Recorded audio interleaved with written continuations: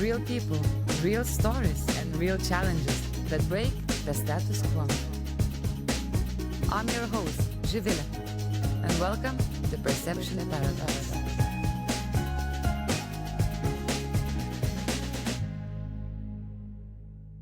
Welcome back to Perception Paradox, where we dive into the real stories, real challenges, and talk with the real people.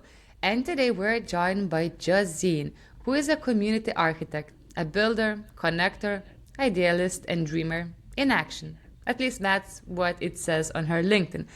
So we met with Josine a few years back when both of us got involved in the EU versus virus hackathon organized by the European Commission, where they were gathering different representatives from the countries and trying to change the world, save the world through the format of hackathon and through innovation.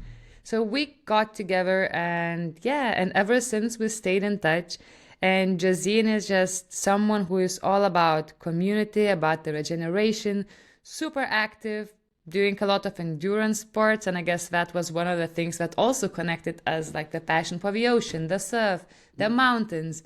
And and I think, she's one of those individuals who is highly passionate, very open-minded, and also very hands-on on creative strategies. And I would call her, she's a social butterfly and someone who connects the dots. And today in the episode, we're going to dive into interesting topics, especially into regeneration, because many communities, many people right now are raising and bringing up the topic, but not everybody really kind of understands how we can get involved. What does that mean? So we really want to dive deeper into that. And of course, the whole interconnectedness and nature, that's kind of a philosophy of Josine, as much as I know. And my very curiosity lies in sports. So I want to get to know about the endurance sports and how does it help actually with the founder's mindset, and I guess many more. Josine, welcome to Perception Paradox. Thank you. What an introduction. Huh? Quite a long one, right? Well, good one. On point. Amazing. I'm so glad that we managed to get on this call and start the episode. There are quite some questions I would like to ask, but also quite some discussions would be interesting to dive into. But I guess let's start with this very simple question. How are you doing? Doing pretty well. You know, the sun is shining in the Netherlands. And since 6 months, I'm back in the Netherlands. So it's quite far away from the mountains. It's been 6 months already. Yeah. So after being abroad for 7 years and mostly living in the Alps, in Austria and in France, I'm now back in the Netherlands. And the winter in the Netherlands has been rainy and grey, for which the Netherlands is known. But I used the opportunity of a winter, grey, rainy environment to really go within and to take some time for myself. And now the spring is coming and I feel it in my body. So I'm extremely excited to also jump into this conversation and to hear more what you're creating, because there's a lot ahead, isn't it? That's amazing. So just for the ones who don't know, Josine is originally from the Netherlands, and you already just mentioned you spent 7 years abroad. How was your journey living abroad, actually? Where did you live, and how comes you got back now to your roots? So I was not expecting to go abroad, actually. I just actually came from a long trip in Asia. It was when I was 24, I was almost hitting a burnout. I was working as an advertising strategist. And I was really interested at that point in diving into different industries and understanding sentiment, understanding what moves people, what makes people feel, inspire, connect. And I always really love to dig into those topics on social levels. So for instance, exploring the green economy or the sharing economy. But the clients that I was working at were mostly very interested in commercial related benefits. So that's where I had to do research in, and it depleted me a bit. So I decided to drop everything, and then I went to Asia, and this is where I got in contact with this first sense of flow, which basically was listening and anticipating to what was present in that moment and where life wanted me to be. And this is also where I discovered this field of social entrepreneurship and innovation, and I learned about NGOs and social enterprises. So when I came back from this Mm-hmm. trip in Asia, I got back in the Netherlands and I was like, hey, how can you actually become a social entrepreneur in the Netherlands? And this was not evident at all for me because what are problems to work at? This is, of course, where you start often. And after a long journey, I did a social entrepreneurship trainee program, which was provided by the Impact Hub in the Netherlands at that point.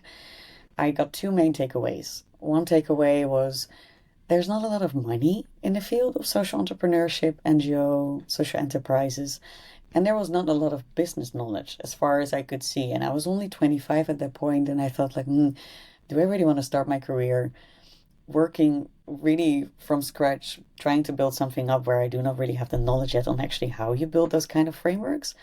So this is why I decided to work in for-profit businesses for a while.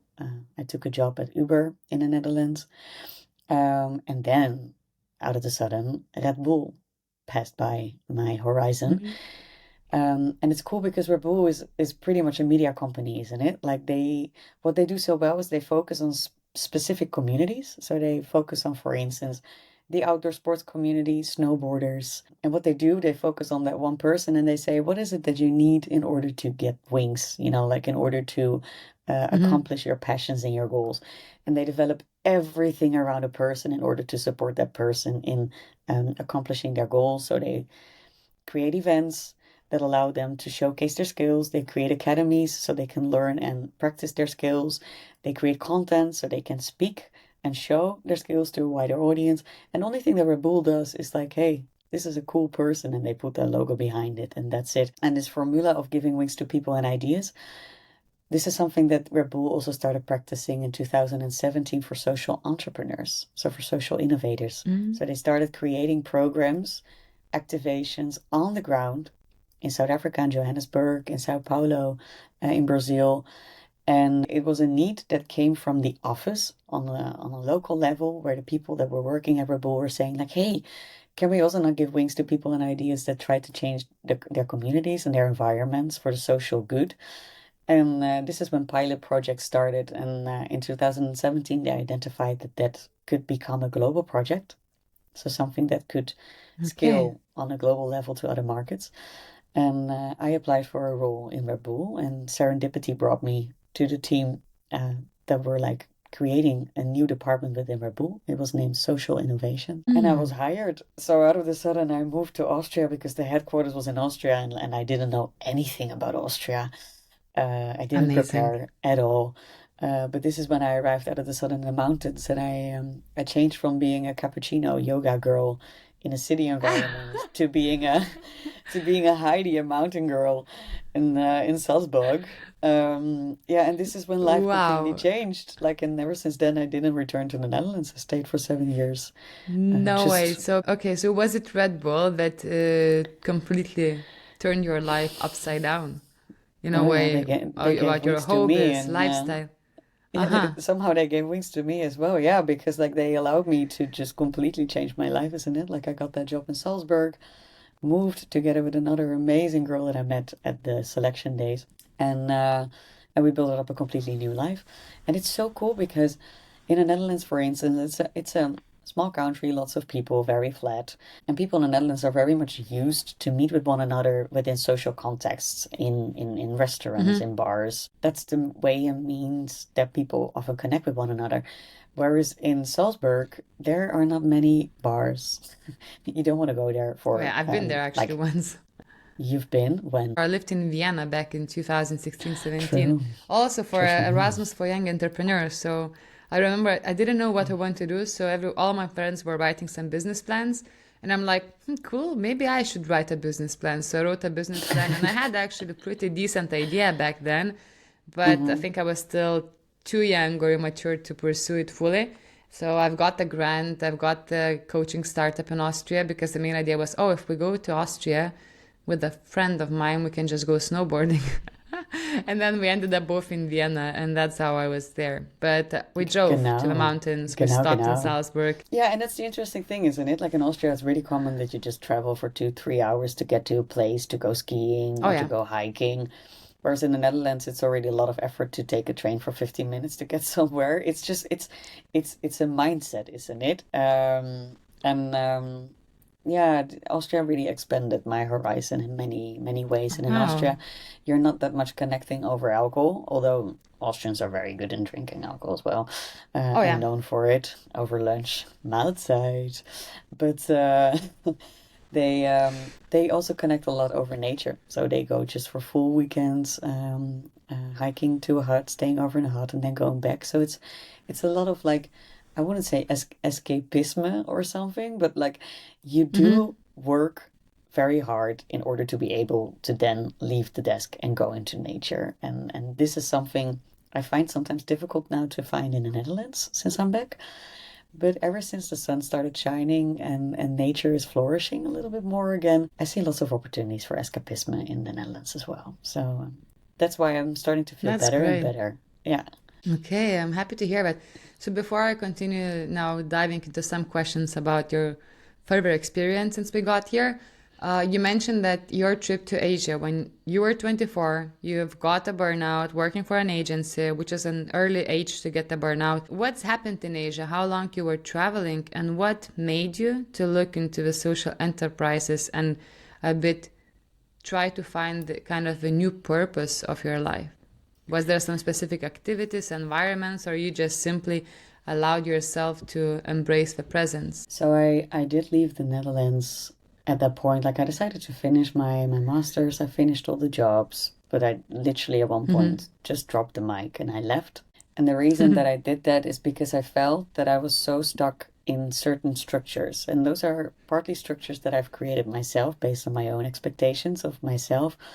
But as well, if you're living in a certain place for a really long time, there are just certain patterns and ways and means that people are interacting with one another. And to break free from that and to take a step away from that is really allowing you to explore literally and figuratively new space. Isn't it outside of yourself, then it's within yourself? And I was like, okay, I just need to go and explore new worlds to learn how to look differently with the same eyes in my head. So basically, I started traveling together with a friend. She was living in Mm-hmm. Australia. She said to me, I'm going to go to Thailand. Join me. So this was the step in, like that was the easy part. I was like, okay, I'm coming. So she picked me up in Bangkok. And that's when we traveled in Myanmar and Vietnam together. Oh, wow, And beautiful. Myanmar is pretty much like you need to explore the roads yourself. It's not extremely evident how you travel, especially in 2015. But Vietnam, yeah, you go from north to south. You take a bus. You drink a lot. Or a It was a bike. very, or a bike. I went Yee. with bikers at one point. You could book a seat on the back of a bike. But Ah. anyhow, the roads were pretty fixed that we were taking there. And this friend of mine left, and from that moment on, I was alone. And I went to the east of Cambodia because I wanted to see the jungle myself, and I wanted to go to an elephant sanctuary because I know how bad it is, but I wanted to see with my own eyes what was actually happening there and Mm-hmm. how these kind of places are set up. And this is where I met Martin. And Martin is an expat. He is still living in Siem Reap. And he told me he's an expat. I had no clue what really an expat was at that point. And he said, if you're coming and passing by Siem Reap, let me know, and I can invite you for a dinner with other expats. I was like, okay. So I went in the end, and I passed by Siem Reap. That evening, he hosted a dinner. That evening, I sat around a table with 20 people, of which one person next to me who told me that he was setting up a school for children that live in the outback areas of Siem Reap, so meaning 2 kilometers outside of the Mm. city. Siem Reap is pretty much the Venice of the Alps, like or the Venice of Italy. Because if you go to Venice, you feel that whole Italy is floating on water, which is not the case. And if you go to Siem Reap, you have Mm-hmm. the feeling that the whole country of Cambodia is lit up with cute lights in the streets and markets, etc. But if you go 2 kilometers out of the city, people don't even have like a very good accessible infrastructure to live. So this school is taking the kids from the outback area to the city, gives them education and English education and yeah, better prospects for life. So I was like, oh, that's interesting. And he was looking for a volunteer manager. And that evening after the dinner, we went to a cafe, the Hard Rock Cafe. And this is where I heard for the first time in a really long time live music because there were like young people playing really Khmer pop music, but also Justin Bieber. And I was like, hey, where is this music coming from? And then someone told me, oh, these are students from the Music for Everyone School in Siem Reap. It's founded by Sheila Ponlock, and he's standing over there in the corner. A guy of 26 years old. And when he was 18, he started a free music school for children up to 23 years old to provide them with music education because Cambodia is pretty much ruined and scattered because of the Khmer Rouge, and lots of efforts and resources of the country go into economic well-being and building up the country, but not that much on cultural well-being and building up cultural spaces and supporting art and expression. So he was like, I'm going to found a free school that provides these youngsters with opportunities for self-expression to music. And I thought it was so beautiful. And he told me that evening, I'm looking for a piano teacher. And I was like, what the fuck? Because I play piano since I'm 8. This volunteer Mm-hmm. coordinator needed someone to manage a community. I love managing communities. So this whole evening I've been crying when I got home because I was like, what is life telling me? And I decided that morning that I would stay. And I took on the volunteer job at the school for the Outback kids. And I took on the job as a piano teacher for the Music for Everyone school. Oh, wow. And after 2 weeks of teaching, which was insane because the students were so good and I felt so flattered, and I really had the feeling I had nothing to teach, but just also being there was already enough. I found myself being frustrated because Sheila was working so hard, and he didn't take a stage. He didn't know how to ask for money. He was just acting from a very sincere place within himself, but not profilating himself that much. And I was like, well, you deserve so much more. So I said to him, let's set up a music festival so we can raise some money for you. Because I had a lot of expat friends, tourist friends, they have money. I thought like, okay, that's an opportunity. So we started developing this music festival, and I got a free venue, which was insane. I got a In whole team of Cambodia, in Siem Reap. yeah, yeah. I got a Okay. whole team of expats that wanted to join, from designers to project managers to whatever. And we started this whole crew of 20 people organizing this thing. And then from the moment that we started to organize it, there were lots of artists, like musicians from all over Cambodia, who were like, hey, we heard that you're going to organize a music festival. Can we play? And we were like, huh? We were just expecting to give a stage to the students, but then there were these very famous artists that were asking for a stage as well, because there's not that many stage opportunities in Cambodia at that time. So we're like, okay, cool. So we had a whole lineup of artists. And then there were dancers who approached us and said, hey, can we also dance on your festival? I was like, okay, yeah, sure. And then I passed by like a market with some amazing artists who were painting, and then we got this idea like, why are we not also hosting an art installation over there, and then collective art installation of an Angkor Wat painting that we're gonna make all together. So it turned out to become the first music and arts festival of Siem Reap. And on the day itself I was flyering, so I was going around in the city, and those flyers were really expensive, like $25 per piece. So I was very picky with who I That's gave a not cheap. flyer. Nah, nah. And then I went into this hotel and I gave everyone a flyer except from the old man who was sitting on the corner of a swimming pool. And I left the building and I felt so guilty for just skipping this Oh one my God. man.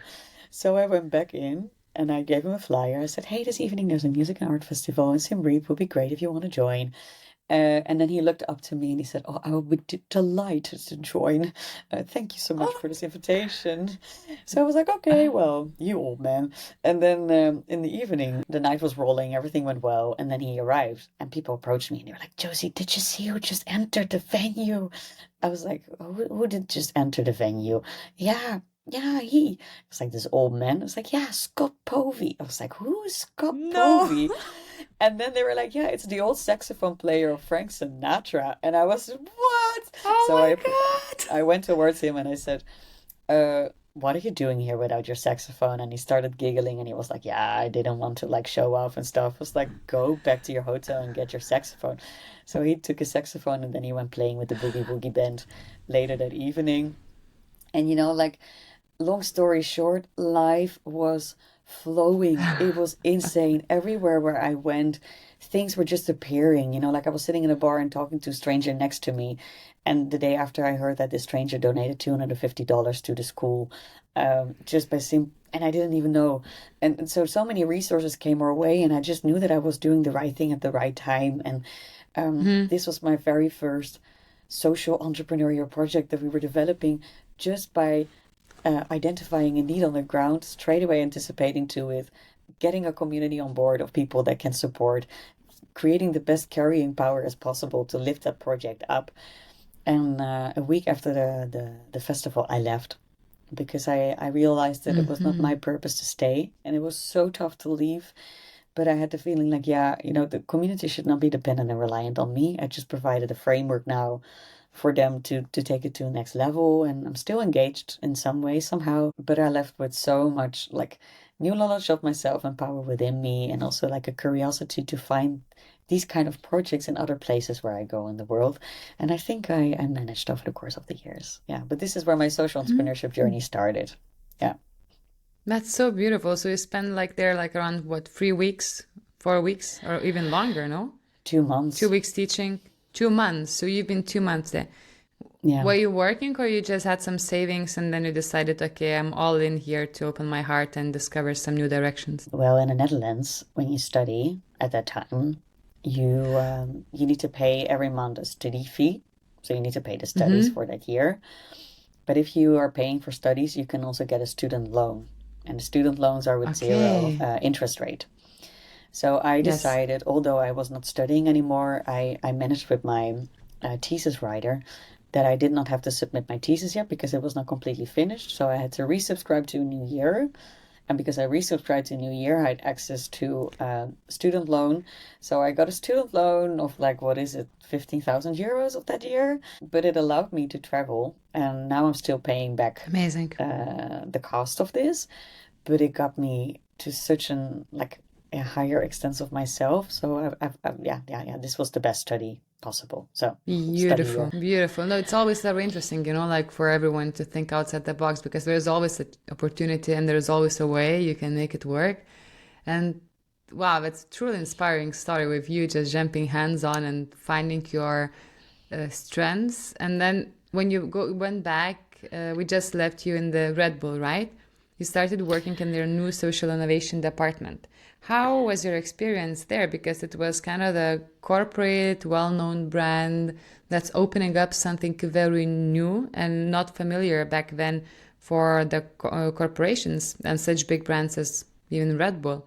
How was the experience of building a new department and being a huge part of it? Well, yeah, the interesting thing, if I take a step back, first I came in the Netherlands and was working in a pancake restaurant, which was the biggest tourist hotspot, which was really, really fun because I have been a tourist myself for a long time, and out of the sudden serving tourists in my own country was a very different experience.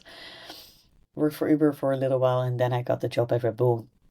And the cool thing is that I was actually initially selected for a data role, which is completely not me, but somehow the system selected me because I had some keywords on my CV that made them think that I was a data analyst.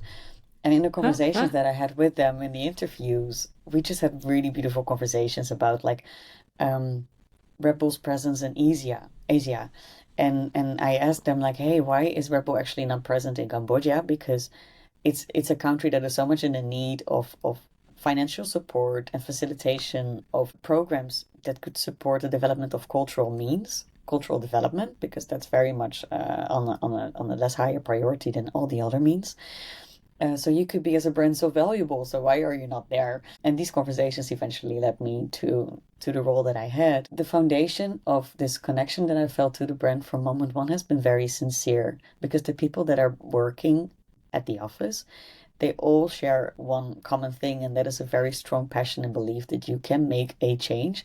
And that could be then in the dance industry or in the music industry, where they have music academies and record labels, or in the snow sports, but also in the social entrepreneurship department. Exactly that same spirit was present. How was it for you building a new social innovation department, working in a new social innovation department within the corporate? Because many cases we can see when it comes to such initiatives in larger companies that they start doing that just because to kind of tick some boxes. So to give a honest answer to that, with the people that I've worked, it has been intrinsically the motivation to use the means and the talent, because the framework and expansion of Red Bull is just insane. The infrastructure and the reach that they have in all these countries is insane. They have offices in so many places in the world and programs. And the people with who I worked, so the social innovation department was a newly created department within the culture department. And culture was managing programs related to music, dance, art, and then social innovation was a part of that. And we were able to use that infrastructure that they have been building for over 20 years in order to launch programs and means that could help social entrepreneurs on the ground to develop their projects. And the cool thing is that on the one hand, internally as a department, we have to set up a completely new department. Well, how do you do that? Like, yeah, you need to look at what currently works within the business, what doesn't work. You need to set up processes that are all in alignment with all these other departments. And we were setting up all sorts of trainings and means that could equip all these marketing managers, culture managers around the world, could prepare them to host these social entrepreneurship programs on the ground. So first part was training the people from within. And the second part is that when you launch a program or a means to be of support to a community on the ground, you don't do that in isolation. So the first thing that Red Bull did when they started to work with social innovators on the ground is try to understand who is actually already working with these people. So it's, for instance, an Ashoka, it's an Impact Hub, it's an Enactus. These are large organizations around the world that have their credibility, that know their thing. How much does Red Bull know about social innovation and social entrepreneurship? At that point, you need to be humble, you need to be observing, you need to anticipate to what is actually needed on the ground. And what Red Bull did really well is they didn't come into those communities and said like, "Well, we just launched the newest social innovation development program." No, they came on the ground and they worked together with the existing players to lift them up. So they brought in resources in terms of finance, but expertise in the way that you set up events, experiences, educational programs, and they created academy programs together with these other partners. So they were not a one-off or a standalone. They worked together with all these different players on the ground. So the first step was training the people that work in the office at Red Bull for hosting these kind of tools, methods, and means. The second step is network exploration, market exploration, defining the key players in the social entrepreneurship industry, approaching them, understanding what their needs are, and try to see how you can meet their needs. Then trying to set up, for instance, you call this third-party events. So you start setting up little activities in support of those parties. So, for instance, a storytelling workshop on an already existing festival or within an already existing hub. And from the moment that you start doing that, you have an opportunity to interact with the community, again, learn and listen what is actually needed. And based on that, you can set up a next step. For instance, setting up a Connect weekend or a boot camp or a 10-day academy program or a social innovation festival. It was very much dependent on what the needs were on the ground, what they were developing. So really only after, for instance, 3 years of presence within the market, Red Bull would potentially communicate about it, but they were very cautious when it comes to this, and they were just acting from a place from within that they really honestly wanted to do this, but they wanted to do it in a credible way. So there has never been really a CSR strategy connected with this that they were communicating in the world like, oh, look at Red Bull trying to change the world for the better. Not at all. And when I was working there, we launched the department in 2017. And then in 2018, we launched a new program, which was named Red Bull Basement. And Red Bull Basement University was a student tech for good program. I remember that program actually. I do recall it. Yeah, so we were hosting inspirational events within universities that inspired these students to think about like tech-related solutions for problems that they were faced with within their campus. And then they could apply with an idea for the competition. Then first you had a voting on a local level, so the students could vote for what the best project was that was submitted. And then these project teams were going to a global stage, so to a global event where they were learning more about social entrepreneurship. They received tools, they received the network, they received the stage with media.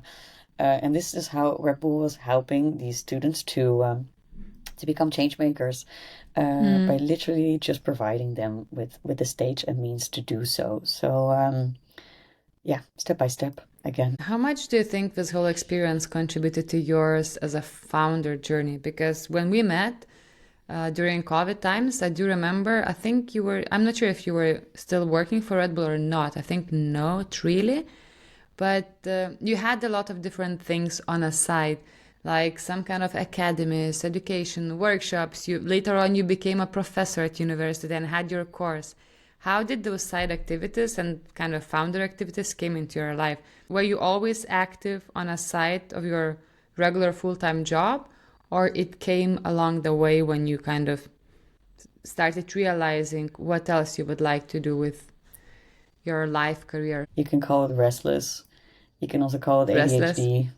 You can call it Mm-hmm. anything. I call it curiosity. I'm just extremely curious, Mm-hmm. and I really love learning new things. So, for instance, when I was working at Verboel on these global social innovation programs, I was also wondering what is actually happening locally within Salzburg, because I've also found it a bit weird to work on such large social innovation topics, but then not doing something locally or not being connected to the Mm-hmm. community locally. And this is when I found out about the Fuck Up Nights project. So Fuck Up Nights is a movement that comes from Mexico, where there were a group of entrepreneurs sitting around a table drinking tequila, and they were talking about things that they fucked up in their business. And they were like, oh, this is such a nice conversation. And it's so enriching to actually share things about failure, because failure is not a failure, it's an opportunity to learn and grow. So this is when they developed the kind of format, really easy format, like 10 minutes on stage, 10 slides. You share what have you done, what did you fuck up, what did you learn.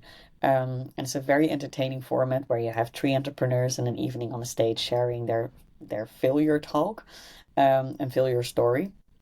And based on that, you have a whole audience that you support and having very honest and sincere conversations with one another. And I found out that Fuck Up Nights as a chapter started in Salzburg, and I contacted this person and I was like, hey, can I help you?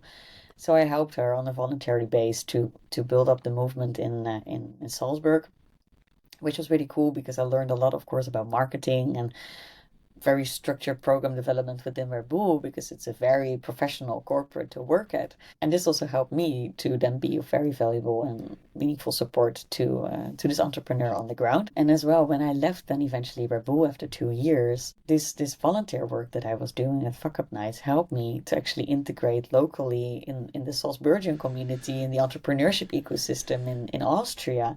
And from there, it lifted me up to take the next steps in my entrepreneurial endeavors. And yeah, I've always been a little project developer. I was always organizing different kinds of events and things, but I've Mm-hmm. never been very commercially focused. So putting a business model behind it hasn't always been my biggest strength. And I think working at Verboel, it learned me a lot. It taught me a lot about very professional and structured means to work. It has exposed me to many entrepreneurs, and I learned a lot about them and about their stories and about their journeys, and facilitating these step-by-step programs on how to build up social ventures. Of course, after having seen being done on repeat, it's a template you want to test yourself as well, or at least I was extremely curious to do so. So when I left Verboel, I had the Fuck Up Nights project, and I also found an edutech setup, which is named Advice, and it's a Mm-hmm. Salzburg and founded startup. And it's an amazing vision because they want to help people at that point, because the vision has changed slightly over the course of the last, what is it, 7 years. But it's a startup that wanted to support people in learning through audio. And it was before the times of AI. It was before the times of like live transcripts and stuff. And I joined the startup to actually help them building up the startup from the ground for a little period. So this is when, yeah, from the moment that I left Verboel, I started to be very hands-on the ground with different projects, and this always helped me to then find eventually the next step. And this is how I anticipate ongoingly in my life. Like you start a new project, you stumble upon something new, you join that, and you stumble upon something new. This. That's exciting. I can relate to that. I think we have a lot of I similarities in think you that, but can. I can really do. But in your case, for example, when every time it's always like life on the change, constant new things, getting yourself into the new environments. How does that make you feel? Do you feel excited? Are you afraid when that's happening, or that's kind of a mixture of excitement? It's scary, but it's also like so kind of you're so curious that that fear just goes somewhere, fades away. How does that make you feel every time you go on a new adventure? Oh, it's so dependent from like the type of adventure. So when I went to Rabaul, everything was as evident as it could be, isn't it? Like the job was fixed, the expectations were fixed, the home that I had was fixed. Rebel also helped me in setting up the whole infrastructure in terms of like bank account, social security. So moving to that country was very easy. As Mhm. well, when you move and you join a company like that, that has a community of 1,500 people working on the ground, you enter not only a company, but you enter a whole community in a world. And I'm very much aware that when I arrived in Salzburg, I was part of the expat community in the beginning. So the reason why I felt so grounded and so connected with the people on the ground is because we all had a shared context. We all had a similar reason for being there, a similar means and world that allowed us to have conversations. We were all part of the same discourse in that regard. Expats in Salzburg. And then when I left the company, I little by little joined this entrepreneurship scene in Austria. And this also went quite granularly. And I think as well because I already had built such a strong foundation for living in terms of like the minimal structural means that you need to live in a country, such as insurance and blah, blah, blah. I was able to still butterfly around very easily. And also, Mhm. it was very easy to relate to the Austrian culture in some way. Austrians like Dutchies, so it's always a plus one because of our Mm. accents, and which is really nice. But when I moved to France in 2020 in COVID, this was a completely different game because I moved to France without having a job there. I was working for myself, everyone was working online, so you could easily move to any place at that point and work from wherever you wanted to be. And I arrived in France in Annecy. We were actually living 20 minutes from the city, so Verrières-du-Lac, Mhm. which is a very cute 1,000 head counted village at the side of the mountain at the lake. Couldn't be more idyllic. A big garden with a hammock in it was my office. So it was very beautiful on a story level to arrive there, but so tough on a Josie level. Tough in what way? Was it the cultural way integration? Well, yeah, on many levels. First of all, it was really difficult to leave Austria behind because Hmm. after living there for 3.5 years, you have built up your whole means of living, all your friends. I was a founder myself. I was very much in the middle of this ecosystem. And all the things that I did really were providing me with a sense of value. Um, and moving away from that made me have to drop all these projects. I had to transfer all my leadership roles and projects to other people because all my projects were locally. So it doesn't make any sense to keep those projects ongoing if you're not on the ground anymore. You need someone to be a representative and to be the face of the community. And you cannot be that face if you live in France for an Austrian community anymore. So I had to let everything go. But in that process of having to let go of these things, I also had to let go of a part of an identity of mine. And that Hmm. was so tough because I was not aware that I was so dependent on all these external conditions, meaning all these different projects and work related matters for my sense of identity and self. So from the moment that that disappears, who are you? And then in France as well, the mindset is they were not so interested in who I was in Austria. Like they couldn't care less. Like, oh well, you founded the project, okay, we don't understand what that means, so it doesn't matter. And out of a sudden, in Hmm. the face of this big change and in the face of being there in that place, it all didn't matter anymore. So what did matter? Like what does define me? So this has been a huge shift in the way that I started thinking of myself, of the sense of self, the notion of self. So that was a very big, big, big, big reason that it was tough, the change. And the second thing is because I was coming there as an entrepreneur and working still on my projects online. I didn't have so many ways and means to connect with the people locally because I didn't have any relevancy and context for doing so. But I was really trying to integrate in the French community. I didn't want to integrate in the expat community. I didn't want to be the expat again that had their whole own world and reality in this place, but I wanted to be a Frenchie because my partner was also French. And I tried my best to just be part of that culture. But then I realized that I couldn't because I was not speaking the language fluently. And it's a mountain village, so people speak a lot of French. And then second of all, we didn't have the same historical context. So I noticed a lot in conversations that people were referring to things, to higher contexts that I was not aware of. So I was always missing the point. So I turned out to be like a Josie who loves being the center of attention to Josie who was on the side of the table reading books because that gave me a better sense of value and joy than trying to be part of something. So that was Mm-hmm. really, really, really, really tough. And also joining the French system as an entrepreneur on the outside, it requires just some steps that are not very evident and not easy. It's a very bureaucratic and tough system to crack, even for the Frenchies. So there were so many variables that led up to me not feeling very grounded over there. And then the decision comes at one point, are you still going to try to make something out of it? Do you actually have to do that? Or is it the most important that you actually listen to the thing that is within, that is telling you what to do? And this is when I realized, that was last year, that all the time, again, I was trying to change the external conditions to make my life better. Mm-hmm. So, new home, new community to join. I was part of the Alpine club, a bike club, entrepreneurship club in Geneva, and name it. I was trying so many different things to feel grounded. But something within me was already saying for a long time that it wasn't the right place for me to be. And listening to that call was just really, really, really, really tough. But from the moment that it became evident that I was actually not listening to that voice, I couldn't ignore it anymore. So I had to anticipate to it. So this is when I decided to Oh, move back wow. to the Netherlands. Yeah. Okay, that's thanks for sharing. You mentioned about the identity loss a bit and change when you moved to France, leaving Austria and projects behind. Do you think that something that shaped your identity was related to the projects you were running, or it was more related to the sense of belonging, or it was Both. a combination? Mm-hmm. Both. Yeah. Yeah.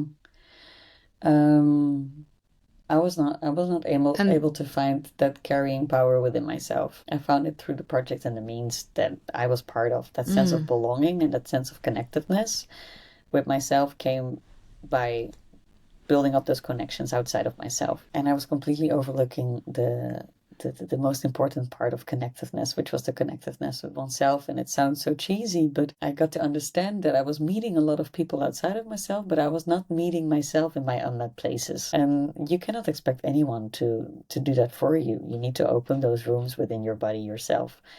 mm-hmm. Yeah, so from the moment that I found the key to unlock that door from within myself, it changed my life completely. How did you find that key? It's a tough journey. Indeed. Any secret sauce to share? Try. Well, Keep the trying, interesting right? thing is like at one point I was writing an article about regenerative design. Uh-huh. And regenerative design is all about understanding place and the understanding and analysis of place from a physical place point of view where you are, but also the place within oneself. And regenerative design says that everything should come from within. It needs to flow from within to the outside rather than from outside to the inside. And while I was writing this article, I was trying to look for a visual that could show that real change always comes from within. So I had this Google result after trying to look for these images. So I had the screen filled with all these images that were saying in some kind of way change comes from within. So I was looking at all these images. I was like, which one is perfect for my article? And then I realized, fuck, I am not practicing this myself. I'm just not practicing it myself. I'm not listening to the voice that comes from within. Whereas the voice was knocking on the door for so long, I had for so long doubts that were just constantly going in my mind. But I was just suppressing it. I was waking up with stomach pain, but I was just suppressing it because there were always factors or things that I could change outside of myself that could potentially solve that. But it was not. And while looking for this picture for this article, it made me realize, okay, it's great that I'm like preaching this, but I'm not practicing it myself at all. And this is when yeah, with me, the bottom shifted. I was like, oop. And I couldn't ignore it anymore afterwards. And listening to that voice and anticipating to it. So sometimes, for instance, an example is that I sometimes have conversations with people and they say something that touches me. And before I could just then put it away or I left it away or whatever. But now I feel very strongly that this tap this flow of energy, this water or this Mm-hmm. love current that I feel in my body when I'm just listening to myself, it gets like it gets a knock in it. And the only way that I can Mm-hmm. get this like out of the flow within my body is by anticipating to it. So often that means that I need to put words against that feeling and share that feeling with these people where I'm talking with, and ask them like, hey, you said this and I noticed that that caused a bit of hurt in my body. What was your intention behind saying that? Could you tell me more? And from the moment that I have these kind of conversations with people, it's so healing and then it flows again. Mm-hmm. Um, so I cannot ignore this voice anymore. So for me, the point Wow. came after looking at all these images, and a bottom shift. Yeah. And ever since then, life has been very But different. practice what you preach, right? Sometimes we tend to share, preach, communicate, educate, and then we don't practice ourselves. And you already touched base on the topic I wanted us to talk about more. And you are, I don't know, since we met, I remember you're this vocal advocate and knowledge library about regeneration. And regeneration has many forms, shapes, shades, and maybe you can do us a quick intro, especially for the ones who are not that familiar with the terminology. What do you define regeneration as? What does it mean? How does that work in your case? So, regeneration is just a very different way of looking at yourself and life in general, which is still a very vague answer, isn't it? I love the definition of Paul Hawken. He's an amazing advocate for regeneration, and he has been able to put very beautiful words against it because he says that regeneration means putting life and the creation of new life and the connectiveness of life at the center of every Mm-hmm. action and decision that you take. And our bodies are regeneration, or our cells are regenerating all the time. There's regeneration happening all the time within oneself. And regeneration looks at the world and as life as one living ecosystem that is interconnected with oneself.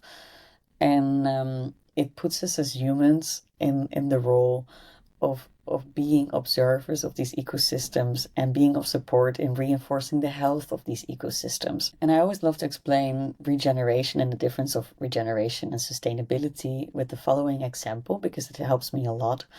So in the discourse of sustainability, imagine that you're building a home. Often what we are trying to think of when we're now building a home is to do this in the most sustainable ways. And so we try to find sustainable resources in order to do so, construction materials. But as well, when it comes to managing my home, and here's well, my is very interesting. When it comes to Mm-hmm. designing my home, I try to do that in a way that while I'm using my home, for instance, on an energy level, that I try to do this net zero. So I consume and I give back. I consume and I give back. So maybe if I want to create a more sustainable home, what I then decide upon is to put some solar panels on the roof because the solar panels could provide me with energy. Then I can use that energy, and that makes that I have a net zero consumption, isn't it? And it's great. But when it comes to sustainability, one thing that I've been asking myself is like, what are we actually trying to sustain? Because the world as that it is today is not very sustainable. We're like currently dealing with a lot of different threats and problems. So are we trying to sustain that, or is there a different approach needed? And the cool thing is that regeneration, imagine building a home. The first thing that you do is making an analysis of the place where you're trying to build that home. So, what is actually present within that place? So, you are observing all the different ecological actors that are present there. So, these could be the animals, from bacteria to birds to mouses. You do that on a plant level. So, what are the different, like, how do you call that in English? I don't know, like the different plants that were actually originally present there. You also look at the history of the place. So, what is actually the story of the place? What is the place known for? What is the thing that actually always wanted to develop in that place? You build up a connection with that place. And from the moment that you're aware of, like, okay, well, these are the people that live around the place, the animals that live around the place, the plants that are present in the place, how can I build my home in support of these people? So instead of then, for instance, putting solar panels on your roof, you might want to create a green roof so birds can nestle and flowers can flourish on top of your roof. And maybe you will put a bench in front of your home because there are quite some older people or people that walk their dogs that want to take a sit in front of your home. You're building your home in support of others, not just yourself. So regeneration is taking this whole I approach to a we approach. You're not just living for oneself, you live in support of others. So it's so much more holistic and supportive of. And the Mm-hmm. cool thing is what I noticed with all the workshops that I host in terms of regenerative design. So how can you build things in support of the health of a community where you're present? People are leaving the space with a very different notion of oneself and a very strong feeling of love, like a realization of like, oh my God, like I can already be of help to the health of others around me by the smallest means of just observing and anticipating to what wants to become. Yeah, so it's a very different mindset, yeah, based on love and life, basically. Yeah, that's it. Wow, is there some kind of practical approach how individuals and communities can actually harness this interconnectedness to foster that positive change? Because yeah, you've just mentioned that we need to think larger picture, right, between this both societal and environmental regeneration. How about us as individuals and communities? What kind of steps can we take actually to foster the change? So this is something I've been wondering myself. So for 3+ Uh-huh. years, I've been now engaged in this field of regeneration. And one thing that I noticed, but this is one thing that I generally speaking noticed also in the entrepreneurship scene, in the social entrepreneurship scene, is we're working on so many projects and means that are beyond ourselves. Oh, let's make cryptocurrencies more sustainable. Great. Where is this actually taking place? From which place are you actually acting? It's a place somewhere up in the air. We're creating so many theoretical models, concepts, and means that give us a sense of value and purpose. But there's so much beyond ourselves and to beyond the things that are actually needed on the ground where we are present, and we're so disconnected from the local grounds. And I felt that a lot when I was working in social entrepreneurship. Like, I thought on one hand, great that you have all these ideas, but I don't understand the principle that you come up with a solution to a problem and that you still need to look for a product market fit. Because how far away from Mm-hmm. reality are you then in terms of your thinking? Why are you not observing what is present on the ground at the first place and anticipate to it accordingly? And I felt a strong disconnect. I felt a strong disconnect at one point between what people were creating and what was actually needed on the ground. Mm. And I understand that because people get their sense of security and sense of meaning from it. And I noticed this in the space of regeneration as well. People were developing all sorts of models and theories, and they felt so much up in the air, and I couldn't grasp it. And I thought for a very long time that it was me. I thought I was stupid. I thought I was not intelligent. I thought that I might just not get it. And I felt frustrated because I was like, guys, when can we come into action? Like yes, I feel the principle. I feel that there is something very important, but how can I get into action? And it was really cool. It was 1.5 years ago. There was a community approaching me. They're named Atelier, and they're actually a community Mm-hmm. design agency. I always have my eyes on them, and we actually know each other already since 2017 because I worked together with them on the Red Bull Mm. programs in Istanbul when Red Bull launched their social entrepreneurship programs. And we always stayed connected. And even one of our colleagues at the EU versus Virus was also working at Atelier, Emre. Really? Okay. Yeah. And so this is how they always stayed somehow within my life in one way. And they approached me and they said, hey, Joes, we have an opportunity at the Dutch Design Week to host a workshop on regenerative design. Do you want to help Mm-hmm. us setting something up? And this is when it became very evident to me like, oh my God, it's an opportunity to create something very concrete together with designers to help designers apply Yeah. regeneration within their thinking. So this is when I had the opportunity to connect many different dots of readings that I've done over the last years into creating a canvas together with Atelier.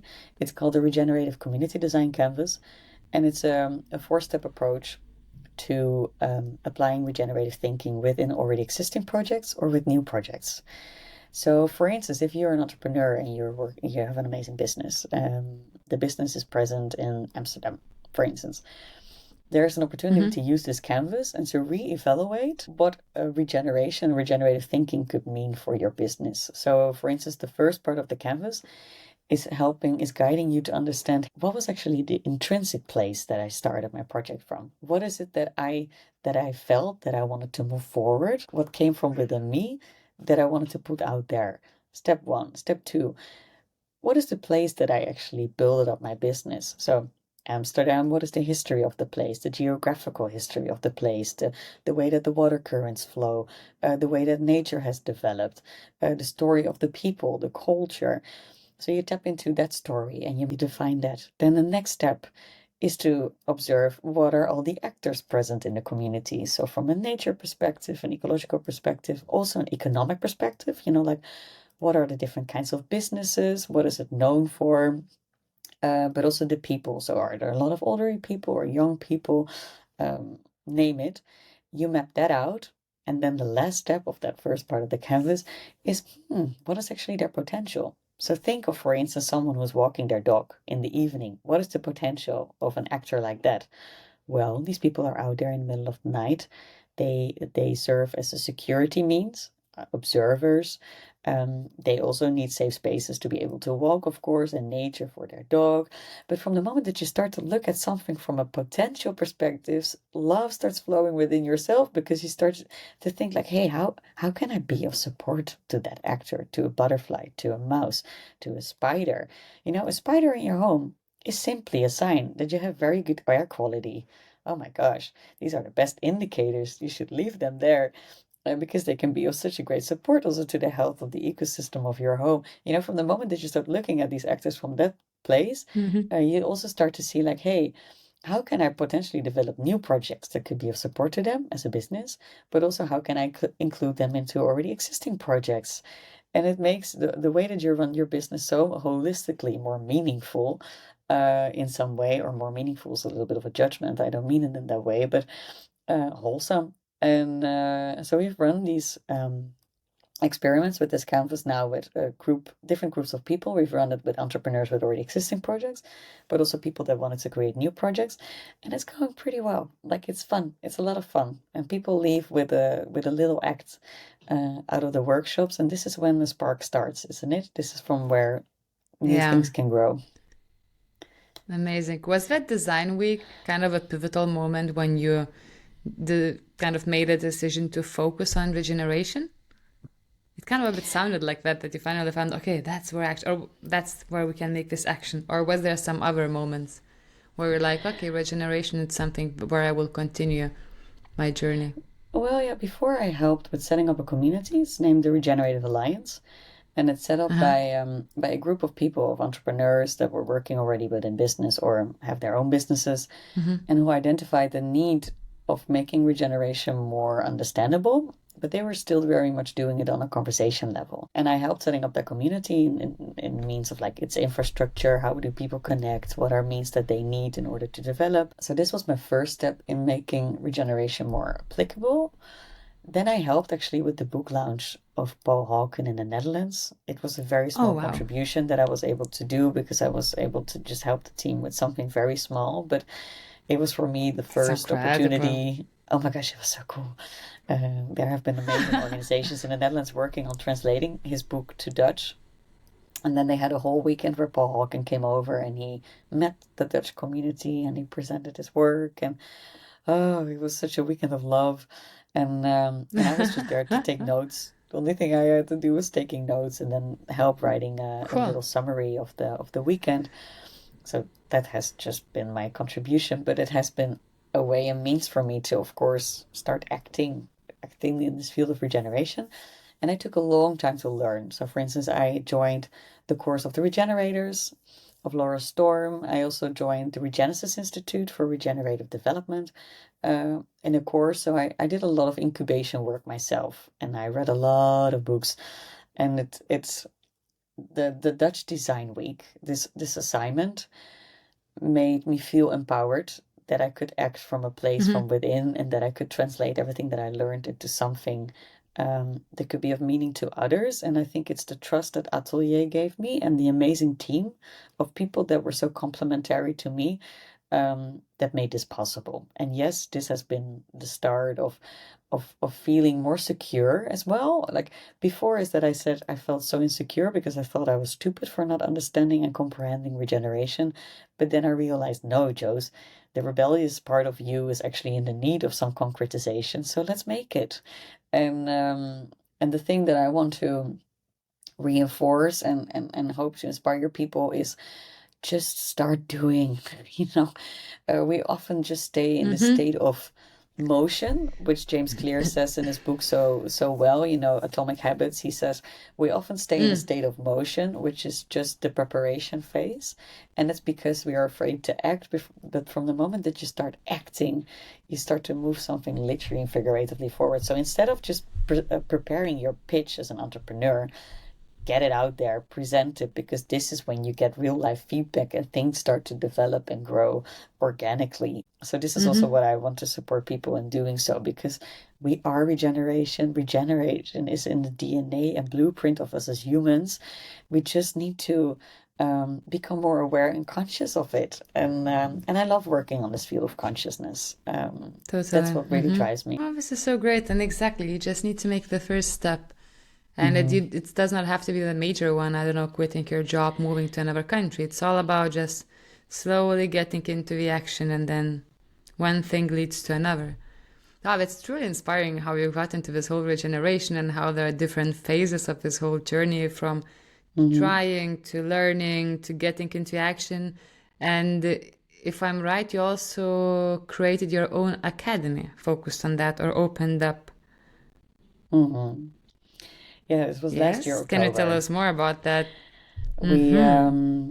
so we published a canvas. So now on Miro it's available. It was so cool because we published a canvas and then it became one of the most popular boards of the week. What did you do, the product launch, or it was just through your network on LinkedIn? Well, yeah, Miro has a Miroverse, and Miroverse is like an environment within Miro where other creators are Yeah. publishing the boards that they create.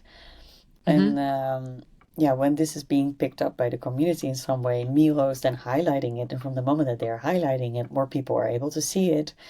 Mm. Um, So we published this canvas, and this has also been the start of the Regenerative Design Academy in collaboration with Atelier, where its mission is to create more of these kind of tools, to create open source tools, because we believe that everyone should have access to these kinds of means to make regeneration more applicable within their lives. So to make regeneration fun, actionable, applicable, is Mm-hmm. its mission, by the creation of more tools. And now our first tool is online, and we're still currently working on a facilitation kit for it. But as well, like currently there's just so much going on, because ever since it got online, a lot of people approached me and they started using it themselves. And the cool thing is that there is like a tiny mining movement starting from it, because there were people, for instance, in Denmark, but also in France, who just approached me and said like, "Hey, I already used it, and this is what I learned from it." And then I was like, okay, cool. Do you want to write those learnings down? Do you want to give suggestions for improvements? Shall we look how we can improve it together? And there's like a small community gathering of people that wanna continue developing it, wanna continue hosting it. And we really invite everyone to just use it and let us know when you use it, because it's out there for use and for adaptations, and we can only learn by doing it collectively together. So that's the reason why we started to put it open source online, and we look forward to developing more means. That is so cool. We'll put the links in the description of this episode, and I'm really looking forward to see this whole journey. And yeah, I mentioned already, just simply inspiring to see this whole development and how it all forms now in some kind of different shape. I'm very proud of you. Hmm. So, Thank you. talking about yeah, your whole journey, right? We already touched base a bit, from cappuccino girl to the endurance sports girl. What's the story right now with you and the endurance sports? It came to your life when you moved to Austria. You kind of found yourself, I don't know, belonging maybe to the mountains or nature. What's happened there, and what kind of role endurance sports did play in the last 7 years while you being abroad? I think first of all, the first real endurance sport that I started practicing was hiking, which was tough. Um, yeah, because you need a long breath sometimes. But the cool thing is that you know that you need to take that one more step forward to get towards that summit. And from the moment that you're on the summit, it's the best and biggest dessert and reward that you could imagine. And the cool thing is that on that road, while you're walking, you're just surprising yourself over and over again that you can actually just do it. And then hiking just over summer times is then still quite innocent. But then I started biking, and biking sometimes you're faced with percentages in like climbing that is just insane, and you're already out of breath and you're completely overheated. And I remember that I had to stop a lot of times in the beginning while climbing up a hill or a mountain because I Mm-hmm. was just not able to continue. And then it was always about like getting back to connect with myself, get the breath down, and then continue, which was already a very great exercise in itself. And then also realizing that you can make it to the top little by little, extending your comfort zones and your horizons in that way. But the coolest thing that I also noticed is that I started swimming next to it, and then the breathing technique that comes from swimming was so much of support in the performance of my cycling. So now sometimes when I'm cycling up a mountain, I can get so high, literally, because I have such a structured way of breathing that I get so much power from within my body to support me in climbing up that hill that from the moment that I am on top of the mountain, I feel more energy and more alive than ever. And it's really tapping into this innate resource within yourself, getting also to know it. That has very much sparked me all the time in practicing endurance sports. But then as well, all these sports, they just kept me in so many different places. So for instance, with biking, you never know from the moment that you pass the summit what is behind it and the views that are there, just as a little treat for you. And with road biking, I love visiting all these different off-site areas and also the small villages. But what does bother me is that you're dependent from the asphalt. And now, for Mm-hmm. instance, with gravel biking, I just love this whole dirt. I've just tried first time gravel biking in the mountains in Girona. It was not fully gravel tires, but we lost the track. Oh man, like going downhill. I'm in general intimidated by the fact that you climb the mountain and go down. I don't have that much experience. So for me, it's okay. I can keep going up. I'm quite good with actually climbing. But when you go down, I'm like, oh my God, the speed, this kind of the preciseness, how you have to take the turns. And then I experienced that on the gravel route. I was like the stones and everything. And I'm all attached to my bike. Holy So it was very interesting, but it can be quite scary actually. It can be really scary, but the cool thing is that from the moment that you're out there, the only thing that you're thinking of and that you're focusing on is the shape of those stones and trees and branches. Because Yes. I have the same with trail running. I love trail running, but mostly in forest and hillsides because you Hmm. need to focus so much on the steps and you take all sorts of little steps and every step is different. It activates a different part of your body. Whereas if you walk on the asphalt, it's very consistent and also very consistently, how do you call that? Put a measure upon your body. So I'm very Yeah. injury sensitive. So I get injuries so easily from running on asphalt.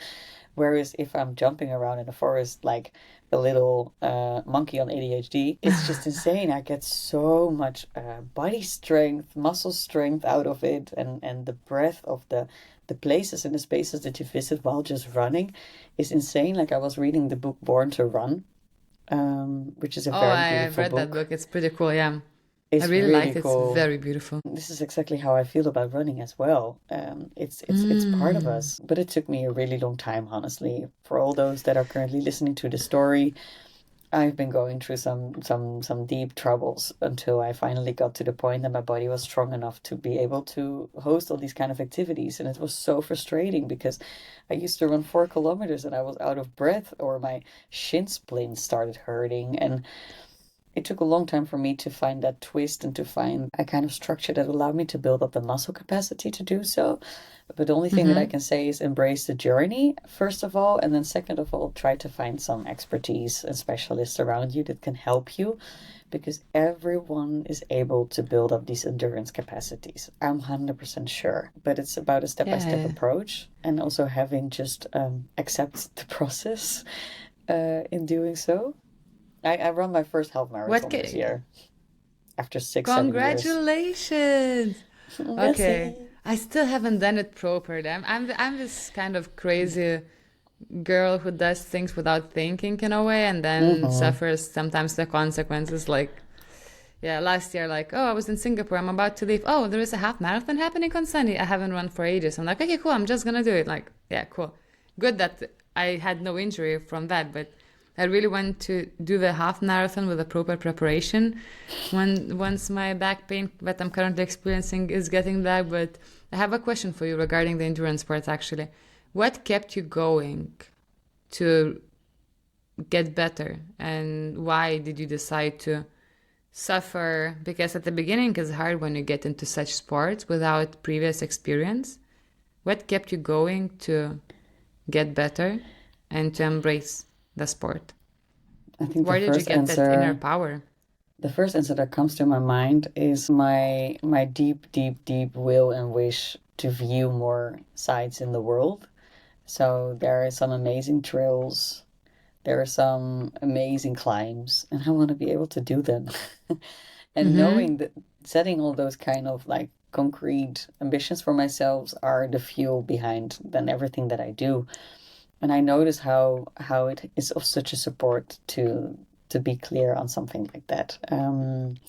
So for instance, I know I'm gonna go to Mallorca by the end of the month to go cycling for I just love Mallorca. Oh my God. yeah, I'm gonna go there for a wedding, and I was like, I'm not just gonna go there for the wedding. I also then want to make Yeah, like proper use of the time.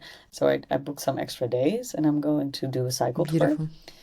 And Cool. because I know I'm going to be cycling 400 kilometers in 3 days, I just know that I need to train a little bit before because it's also going to be quite some climbing, which is not possible in the Netherlands. So knowing that I have this milestone on my agenda makes that I want to best prepare for it because I don't want to come back and be injured.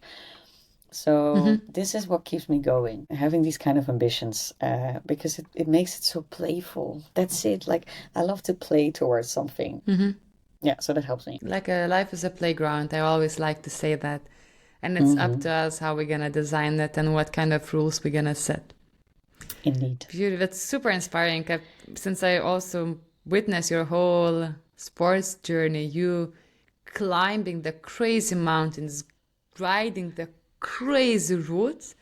It really kept me also going, like, and showing up every time I have to show up. So thanks for also sometimes sharing it on social media, which really just keeps reminding you about your dreams or where you want to get closer to. Mm. Um, Yeah, I you've have been one final mentioning, yeah, thing, no, by the way. tell One me. final ingredient that really helps me in keep on going is finding communities with who I do this together. So this has also been my big struggle point when I got to the Netherlands because how am I going to be able to find the mountain rookies in a place that doesn't have any mountains? And this has been tough, and it's still an ongoing journey to find the communities with the people that are crazy enough to move around in those mountains. Now, I work with a lot of social entrepreneurs in the Netherlands that are crazy enough to believe that they can move mountains, but who are actually moving in the mountains from the Netherlands. And I, for instance, joined last week a club ride of the MAP cycling club. And this is really cool, there's all these kind of opportunities out there of existing clubs that you can join and you can meet like-minded people. And I met a girl who's bikepacking around Europe a lot and another girl that lived in Mallorca and she provided me with the itinerary of what I can cycle. Community is so much of support. So find yourself the communities that can be of help. And now, for instance, found out about a new community in Amsterdam and they are called City Alps. And I think that the name is very fun, City Alps. And they, for instance, provide trainings for people. And I'm just considering to join something like that because it will Cool. help me to work together with others towards these goals and not do it by myself. That's also a very Totally, important totally. ingredient. And it also helps to push yourself, especially if you move to a new country or come back to your own country after such a long time. It helps to integrate yourself to the community and to the environment where you feel you would like to be engaged with. Hmm. And I think that's one of the great things. Every time I move somewhere, and I've been vagabonding now, it's been almost 2 years. And I try to spend at least a month or two in one place, which is still not enough to really be integrated, or I think you need at least half a year. But it's still possible to get a good grasp of it by joining some kind of, I don't know, swimming club, cycling, etc. So Hmm. I agree with you. But then immediately jumping into, so you've got back to the Netherlands, your home country, after being abroad living abroad, working abroad. Obviously, you have changed and you have grown a lot. How was your reintegration to your own home country? Still in process. When I got back in the Netherlands, I was not expecting to, for a while, actually live very close to the mother heart because I come from Utrecht. And I thought I was going to move back to Amsterdam or maybe The Hague because I want to explore the surf community in the Netherlands. But somehow life showed me a temporary place, a studio that was present at a natural reserve in Utrecht, 20 minutes from my parents. And I was like, why? Why do I need to come back to the Netherlands and live so close to my history, to the city that I first moved to when I was 18 years old and I started to expand my horizons? How come that I'm moving back here? And does this mean the end of my travel journeys, etc.? Yeah. But then my mom actually said something really beautiful because I told her that like I actually feel that there's like a lot of energy flowing within my body and that I feel that I'm going to expand again at one point. And then she said, but what if you prepare for it? You know, what if you take a moment to prepare? And this has been such a mind changer because instead of feeling that I was pushed back or that I had to stand on the brake, I realized that I had to prepare. And after having been abroad for such a long time, and especially in France, where it was extremely beautiful and I had the most beautiful and highest quality of life in terms of outdoor sports and friends with who I was practicing all these means, I knew that coming back to the Netherlands would include a long process of learning how to let go. That's a process of grief, you know, grieving for what you had, what it was, what it meant for you. So this takes a little while and you just need to accept that. And then second of all, finding all these kind of ingredients and elements that make up you in a new place also takes a while. So now I'm here since 6 months. Since 2 months, I'm living back in Amsterdam. And here I now have a fixed place. And now, since I got a fixed place and fixed projects in place as well that I work at, I start to look at other means, such as, oh, maybe I want to get a car so I can easily go to the beach and surf before I'm starting my working day. So I'm step by step now building up the foundation from which I can start thriving again. Because moving countries means that you need to build up a whole new framework for yourself, and that just takes a long time. And I noticed that if I'm not building up that sense of grounding first, I cannot fly. So I'm really trying to force myself to sometimes sit still and evaluate what I need in order to build that framework up further. And I still have a lot of things ahead in terms of, for instance, managing still my administration in France or in Austria, because there's still topics open there and ongoing journey. But I can feel you. in terms of landing in the Netherlands, um, Yeah. I always see my life as a kind of a pizza with many different slices. So there's the slice of family, there's the slice of friends, work, Yeah. spirituality, education. And I'm looking now at all these different ingredients that make up my life, and I'm very consciously making decisions on how I want to fill up that pizza slice in the Netherlands. So how do I find my sense of spiritual growth in the Netherlands? How can I find this sense of sports and outdoory? So little by little, those ingredients come in place, and little by little, there's a little routine coming. And I know I'm not going to stay here. I know I'm not going to stay here fixed on the ground, but I know I will be building up my foundation from here again to be Oh, able to fly out again. And it's not there yet. So that makes me feel in peace with being grounded, I have to say. wow, it's very beautifully said.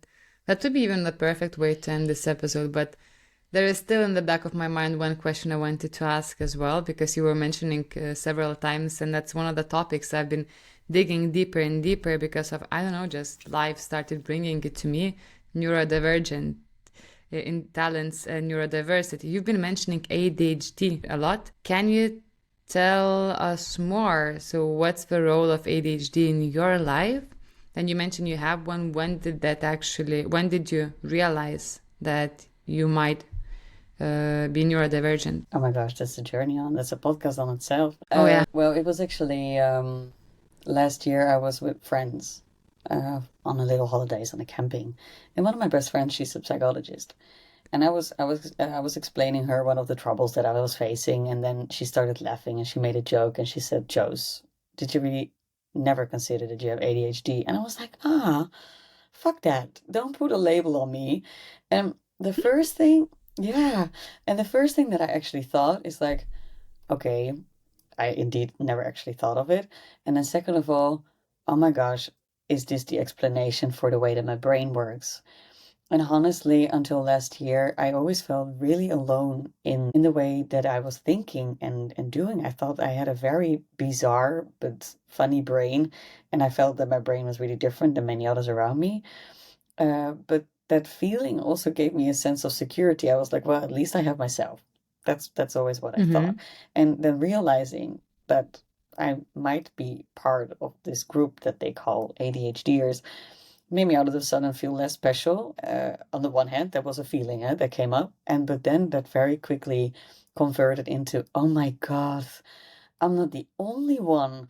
And out of the sudden, when I started reading into all these different aspects of ADHD with women, because it's significantly different than with men, and only recent Mm-hmm. research has shown that, because yeah, older research is often just focused on men. Putting that aside, looking into this research made me realize, like, oh my God, the fact that I think like that I act like that I am like that is not a problem. I often felt like a problem because you put me in a space and you provide me with a framework and I draw outside of it. And you provide me with a time and I would always come later or earlier. Um, it's for me so tough to stick to very structured things, and I always thought that it was a problem, and I'm often faced in environments where people did consider it as a problem, and I put that problem on myself and felt that problem all the time. And learning that I was part of a larger group of people that were thinking actually in that exact way, and that our society is not being really set up in a way that is of support to this neurodiverse group, and that our society is very much focused on a kind of fixed image of what it means to be human or act like a human, where there's so much diversity out there. It made the little rebellion come up in me, and I felt out of sudden a lot of carrying power to realize, like, fuck that. I also deserve to be carried and supported. Fuck that. The fact that I'm thinking outside of those frameworks is my strength, and you need me. Mm-hmm. And fuck that. So there was like Yeah. a little protest phase for 6 months, and it's insane because ever since I found out that I might be part of it, I'm still going through like the tests at the moment in the Netherlands. Mm-hmm. But I met so many more other women who had exactly the same, and it's so cool. And all these women are so cool. Mm-hmm. And all these other women that do not identify themselves with ADHD, they're also still cool. But it's just amazing to feel part of a larger group who is the same, and that you're not alone. And also now Yeah. I know what I need in terms of the environment, in terms of the setup, in terms of a team, in order to be able to be the best version and potential of myself. Finding out about this ADHD thing presented me with a booklet of more love and compassion for myself. Yeah, this. Did it make your life easier in a way? Yeah. Yeah, because I found the vocabulary to express myself. So, for instance, as well Mm-hmm. with my partner, it made it so much easier to discuss certain problems that we were faced with in our relationship, because I out of the sudden could refer to the fact that it was common, and I could refer to, for instance, tools and means that people have been focusing on for years and developing that could be of support in us, guiding us through conversations related to this. Or, yeah, and I think as well, it made him realize that it was just not me and my personality and my character, but that it was also this, and that it was a matter of accepting it. So it does really help. It helps to sometimes put frameworks on things. It does. Yeah. Beautiful. Thank you for being so open about that and the whole journey. Is there anything else you would like to share with the audience on the topics you care? Or you said now what you wanted to share? Well, I think one very strong theme in my life for the last months have been Mm-hmm. the practicing of love. And Mm. I think when it now comes to this whole conversation that we've had, starting off in a journey in Asia, being of support to the people there on the ground, exploring this whole journey in social entrepreneurship, regeneration, And now as well, finding back my place in the Netherlands. Understanding what is best for you starts with the best understanding of oneself, which is the connection that you feel towards yourself and the love source that you have within you. And it sounds extremely cheesy, but if there's one book that I can recommend for people to read in terms of understanding the alignment within oneself and to act from a place of love within oneself, I would recommend to read the book of John Wellwood, which is named Perfect Love in Perfect Relationships. And he so beautifully explains the difference between absolute love, which is the source of love within oneself, versus relative love, which is the love that you can find with the relationships that you're starting or the projects and work that you do. And there's nothing wrong with getting a sense of value and love out of the relationship that you have with your partner or the work that you do and the gratitude that you feel with it. But the foundation for everything that we do in life should come from within. And this is also the regenerative power, again, that also starts from within. So I would highly recommend anyone to read that book because it has provided me with such a beautiful framework for practicing love within myself. And I can only wish this for the whole world. Thank you, Josine. So, if there was one message you could leave our listeners with today to ponder on, especially maybe looking to redefine our own paths, what would it be? Well, that there's a very beautiful opportunity to discover the power that is inside of you to then change the world outside. But it starts from within. Thank you. Thank you for joining Perception Paradox today and for such a warm conversation and your open heart. It really means a lot, like having you here today, spending this whole time and sharing your wisdom. I hope you had a good time too and had a reflection moment. Time flew by. That's great. Thank you so much, Josine, for joining today. I'm very happy that we made it happen. Can't wait just to make this actual episode out. And yeah, this is it for today then. Muchas gracias. Thank you, Seville. Thanks for facilitating and hosting this space, and looking forward to everything that is ahead. Likewise. So, dear listeners, don't forget to subscribe for more episodes and join us next time to explore intersection of mind, body, and entrepreneurial spirit. Have a good day whenever you are, and it was Perception Paradox with our today's guest, Josine.